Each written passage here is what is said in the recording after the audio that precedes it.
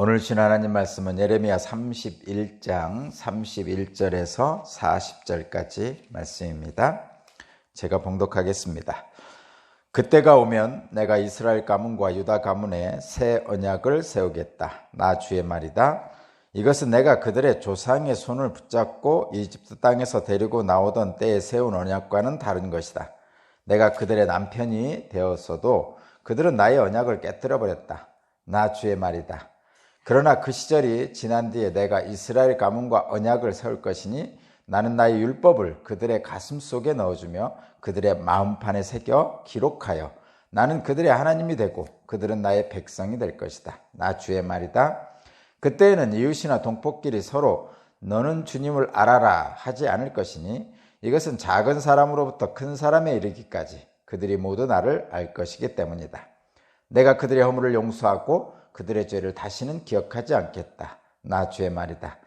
낮에는 해를 주셔서 빛을 밝혀주시고 밤에는 달과 별들이 빛을 밝히도록 정하여 놓으시고 바다를 뒤흔들어서 파도가 소리치게 하시는 분, 그 이름은 만군의 주님이시다. 주님께서 이렇게 말씀하신다. 이 정해진 질서가 내 앞에서 사라지지 않는 한 이스라엘 자손도 내 앞에서 언제까지나 한 민족으로 남아있을 것이다. 나 주의 말이다. 나 주가 말한다. 누가 위로 하늘을 다 재고 아래로 땅의 기초를 다 측정할 수 있다면 나도 이스라엘의 모든 자손이 한 온갖 일들 때문에 그들을 버릴 수 있을 것이다. 나 주의 말이다. 그때가 오면 이 도성이 나 주의 것으로 재건될 것이다. 나 주의 말이다. 하나넬 망대에서부터 모퉁이 성문에 이르기까지 이어지고 거기서 측량줄이 가렙 언덕에 이르기까지 곧게 앞으로 나아갔다가 고아 쪽으로 돌아가고 그 다음에 시체와 잿더미로 가득 찬 골짜기 전역과 기드론 시냇가에서 동쪽의 밭들의 모퉁이에 이르기까지 이르는 모든 평지가 나 주의 거룩한 땅이 되고 절대로 다시는 뽑히거나 허물어지는 일이 없을 것이다. 아멘.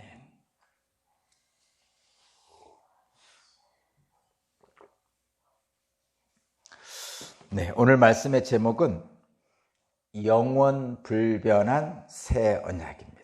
영원 불변한 새 언약. 그날이 오면 모두가 하나님을 알 것입니다. 모두가 하나님을 알 것입니다. 라는 제목입니다.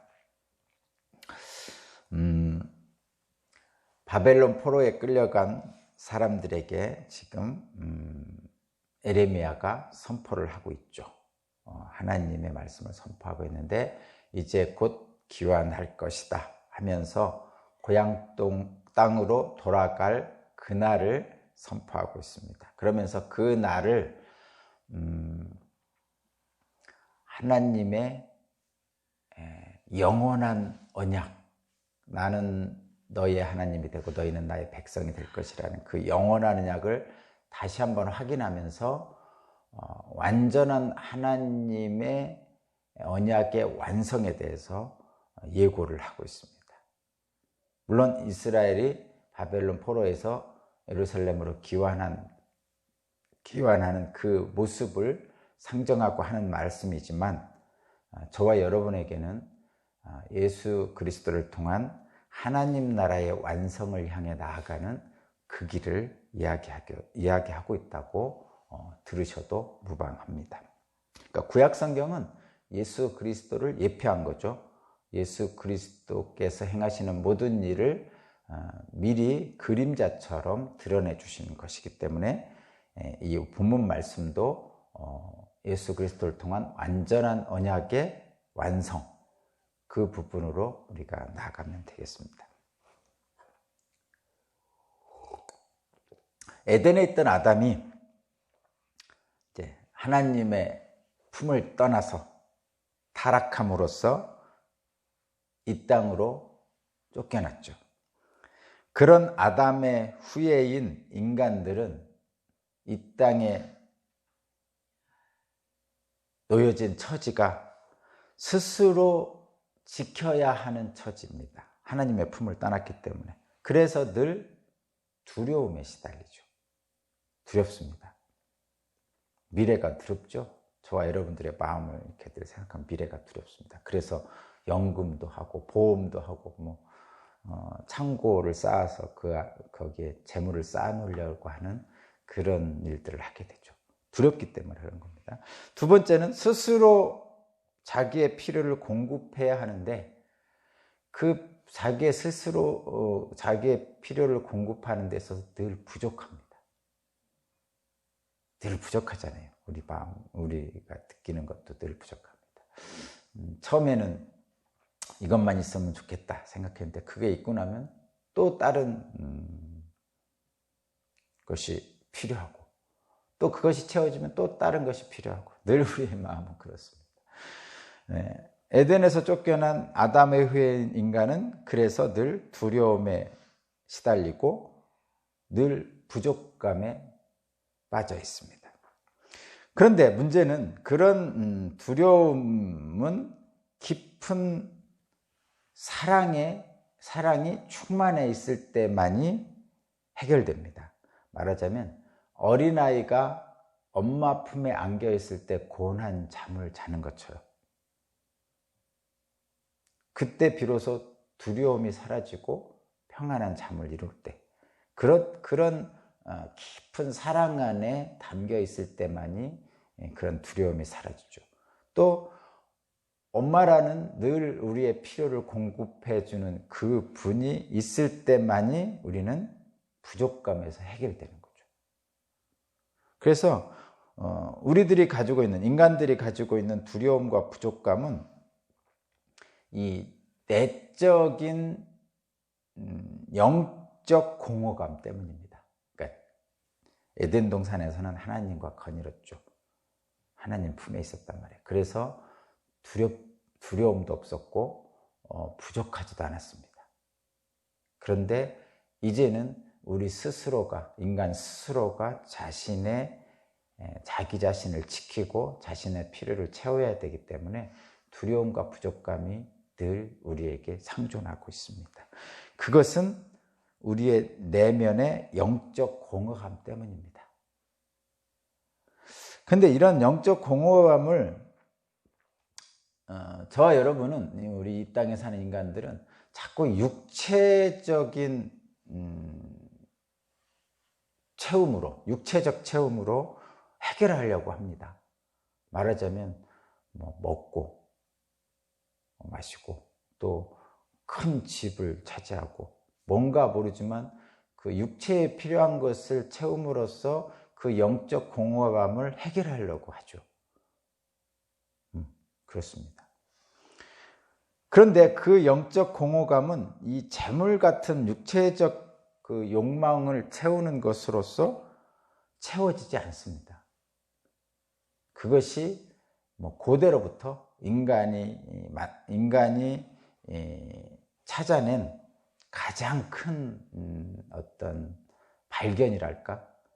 그러니까 철학적으로나 신학적으로나 또는 사회학적으로나 그 영적 공허함으로부터 오는 그 부족감과 두려움은 그 육체적 소욕, 물질로 채워질 수 없다는 결론에 도달했습니다. 실제로 많은 그 인간의 지적인 축적물들이 그것을 증거하고 있죠. 그럼에도 불구하고 현실적으로 이 땅에 사는 저와 여러분들은 늘 그런 육체적 그 필요를 물질로 채우려고, 그리고 그것이 영적 공허함을 해결할 수 있다고 생각을 하죠. 그래서 늘 그걸 채우는데 채워지지 않습니다.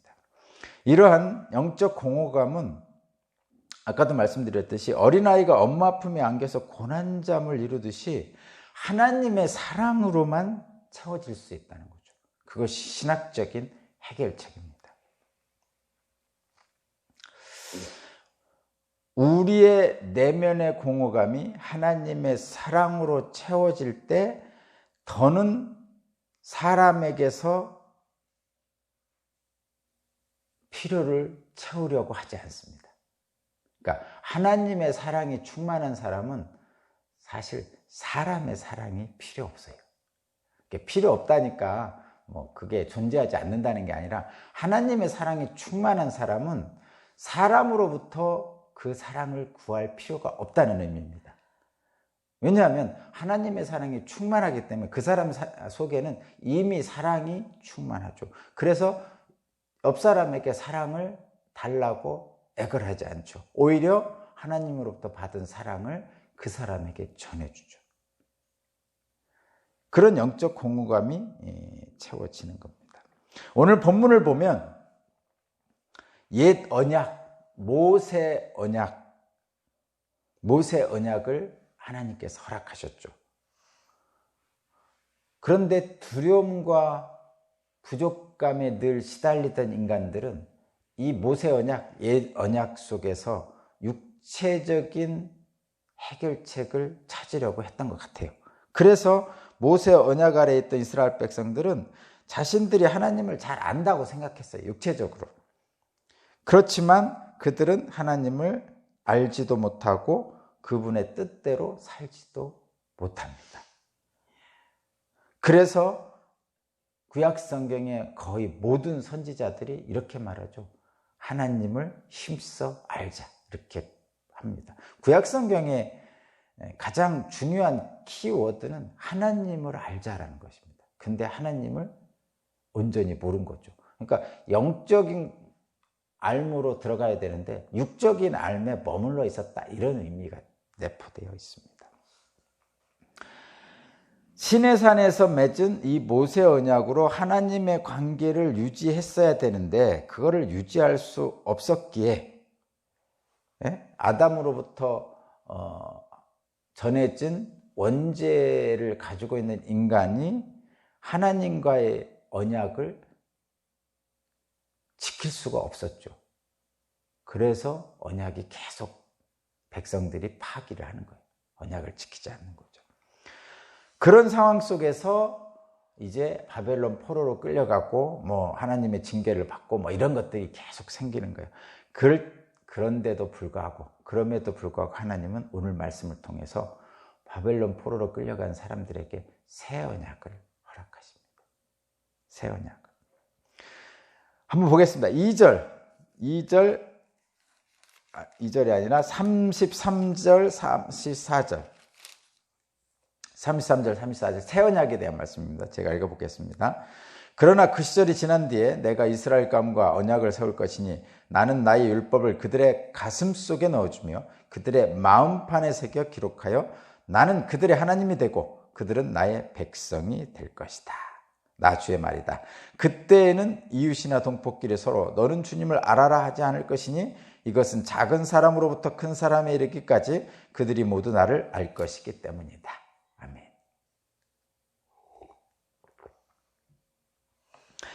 하나님께서 새 언약을 주셔서 그들의 그 백성들의 마음속에 기록하여 주어서 하나님께서 영원한 언약이라고 말씀하신 나는 그들의 하나님이 되고 그들은 나의 백성이 되리란 이 언약을 마음속에 준다는 거죠. 가슴속에.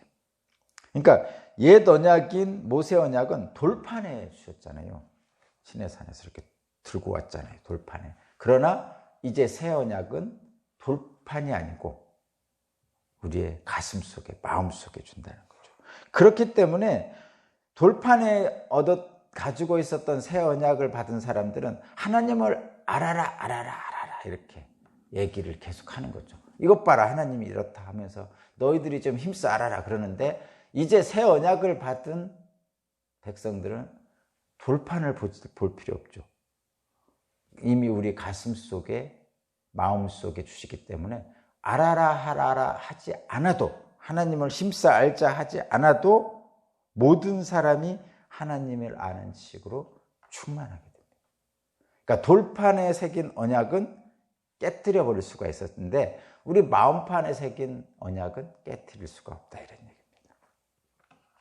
그런 하나님을 아는 지식으로 충만해지는 그 완성을 이 새 언약의 영원 불변한 이 새 언약의 완성이 바로 예수 그리스도를 통해서 이루어집니다.